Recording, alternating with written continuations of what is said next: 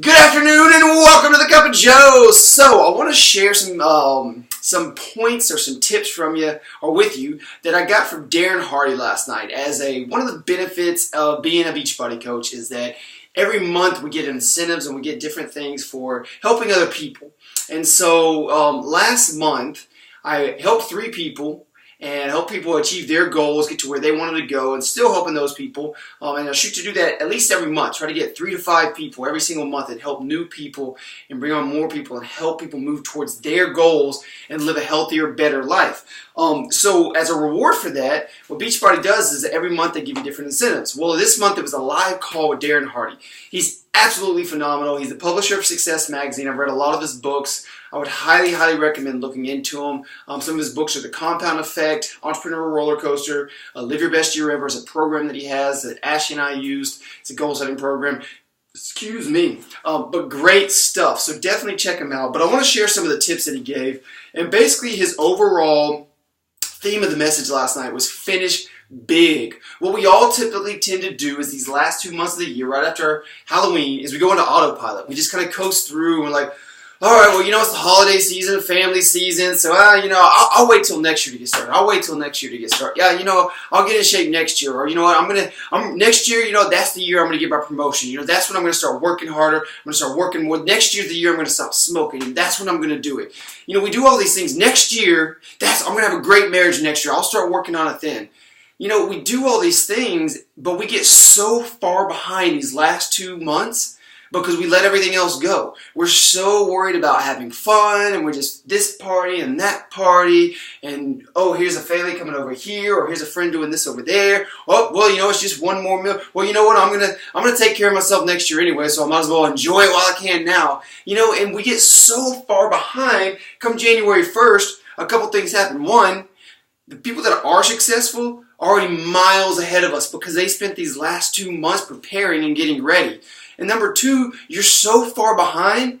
That's why you got about a week's worth of will and willpower built up in you come January 1st. So by, 2 weeks into the new year, you're already done with your resolution. You're like, oh, you know what, this is just too hard. You know what, maybe next year. It's just not worth it, And so it's sad. We just set ourselves up for failure. So what he really talked about was finishing big. Set yourself up, ask yourself, and really, I really recommend finding a partner, somebody to hold you accountable to do this, but ask yourself, hey, do I have permission to push you, to push me to continue to grow, to make next year our best year? He talked about the difference between victory and a fetus. Not very much. It's a really slim margin. It's really literally just doing that last little bit. A stat he used was in the last 45 days of the year. The last 45 days is when the most retail and marketing and sales are done online. So 45 days out of a 365-day year is where all of it's done. That's where all the money's at. That's where everything happens. And that's where money is made, where jobs and businesses go under. We're no different. Everybody else, we spend these last two months getting distracted, doing everything else in the world except what we should be doing. And yet we wonder why we're not where we are or where we want to be. Then he also just talked about winning. Winning is only, again, just requires a little bit more. Talks about pain is good. Pain is a thing you should embrace. And I don't mean go hurt yourself, but think about it in terms of working out. What are you doing when you work out? Why are you working out? You're working out because you want to feel better, you want to look better, you want to have more confidence, you want to have more strength, you want to have more energy, right? You want to have a healthier, better life so you can enjoy and live life, right? Well, what do you have to do that? You have to tear your body down. That's what working out is. Working out is breaking the muscles down in your body so that they can rebuild, that they can regrow, and you can become a better version of you. Well, everything else in life works just like that. So embrace that pain and push yourself. And it's not just push yourself to the hard part. It's push yourself to the hard part, and then that's the difference. That's where you got to give a little more. You got to stay in that hard part, in that red line area where you just have nothing left to give, where you're getting sick, where you're almost about to pass out. That's where you have to stay there as long as you can, because that's where the magic happens, where the growth happens. So he gave 45 tips here. 45 tips. 3 little tips here for the last 45 days of the year. No matter what you do, prioritize yourself. Prioritize your time, prioritize your money, prioritize really that's the main two things, right? Everything in life revolves around time. And hey, money's not the most important thing in life. And don't ever worship money, don't ever work for money, don't ever follow money. It's a product, it's a result of why we do what we do. But it's pretty important, right? Unfortunately, I mean, that's the world we live in, is money does kind of control our lives to an extent. Not control, but it's just a very important part of life, right? So prioritize your time. Who has the greatest needs in your life? What are the greatest needs in your life? What are you wanting to accomplish? What do you need to accomplish? And who can you help these last 2 months of the year accomplish their goals or stay on track with their goals? Start having conversations with all of your closest friends and just start filling their love banks, these people that are important to you in your life, and maybe some new relationships, And maybe I guess the hardest one can be the ones that you're not close to, the ones you don't want to. Start making little deposits in their love bank and their emotional bank, every day or every week, just reaching out to these people. So come that next year, you have a new friend, you have a new relationship. They are achieving their goals. They're moving forward. I promise you, if you help them, it's going to help you. And then the next thing you talked about, or the last thing you talked about was, win before the game begins. So basically, it's kind of what we've been talking about this whole time, is do the opposite of everyone else. All of us are in the masses. All of us are kind of status quo and average for a reason, right? It's because we're all doing the same thing. So basically, look at what everybody else is doing, and we've got to do the same. We've got to do the opposite. He used a couple great analogies. One of them was talking about shopping. That's what it was. Sorry. Talking about shopping. He's like, Darren Hardy never goes shopping on the nights or on the weekends. And that's something that Ashley and I stopped doing a little while back too.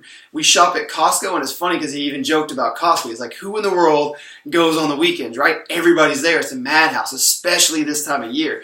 It's just packed and it's slammed and it's jammed. You can't get anything done. It takes you 4 times as long to do it. You forget 10 of the things that you went there for, and you get 12 things that you didn't even need. So the point is, figure out what everybody else is doing and do the opposite of it. These last 2 months, the last 45 days here, everybody else in the country is coasting. They're kicking back, saying, oh, you know what, I'm just going to relax here. I'm going to go into autopilot. I'm really checking out for the year. The year's basically done. I'll start up and I'll work hard. Come January 1st, that's the day. That's when I'm going to get going. That's when it's going to happen. Don't wait till then, I promise you. If you do that, you will not succeed. Now is the time. Set yourself up, prepare yourself, get ready for January 1st. It's time to kick it off. It's time to change your life. It's time to live the life you were designed to live, you were made to live, the life you want and know you deserve to live. So I hope this helps you out going into Friday here. I want to give you one little action, or not little action, but just an action item that he gave. He said, he left us with, what is your number one goal for 2016? And write that down. And then think about what is the number one skill you need to achieve that goal. And the last part he talked about was you don't actually achieve goals. And it's really cool because he's right. He talks about this a lot in his programs and his books. But you don't really achieve goals. You grow into goals. He talks about Jim Rohn, or he quotes him. He was a mentor of his. And Jim Rohn said, the first thing you need to do if you win the lottery and become a millionaire is become a millionaire. If you win $1 million, that's the first thing you have to do. That's why most people that win the lottery end up going broke or going bankrupt, is because just because you're given $1 million doesn't make you a millionaire. Just because you're given a job, a new position at work, or the boss, the leadership position, doesn't make you a leader. It doesn't make you a manager or a boss. So you have to grow into these goals. And it starts now. So first, tithe. We tithe to our church. We give 10% to God, first 10% to God. Then take 10% and start using it for personal development. Start growing yourself. Start investing back into yourself. Say, you know what, next year I'm going to make $50,000. So up front, I'm going to say $5,000 is dedicated to me learning so that I can give back more. This isn't a selfish thing of, oh, let me, take $5,000 and go buy me a bunch of clothes or buy me something new for my car. This is about learning and growing so that you can be and do more for others, so that you can give back to others around and add value to this world. So the last thing is, we also do like to give 10%, or it's a new goal of ours, I guess, to give back 10% to others, to family, to friends, 10% on top of that tithe that we give to our church, to God, and then 10% to ourselves. We want to give 10% back to others and to our community. So, again, I hope this really helps you out. I'm really excited about this stuff. I am going to really spend these last 45 days setting myself up. I'm going to go through that Live Your Best Year Ever program again. Ashley and I've already started it, but we want to go through that. We want to start setting out those goals, figure out, hey, what do we need to do to make this next year our best year ever? I love you. Have a great day. Live intentional today. Enjoy this beautiful weekend, and I will talk to you next week.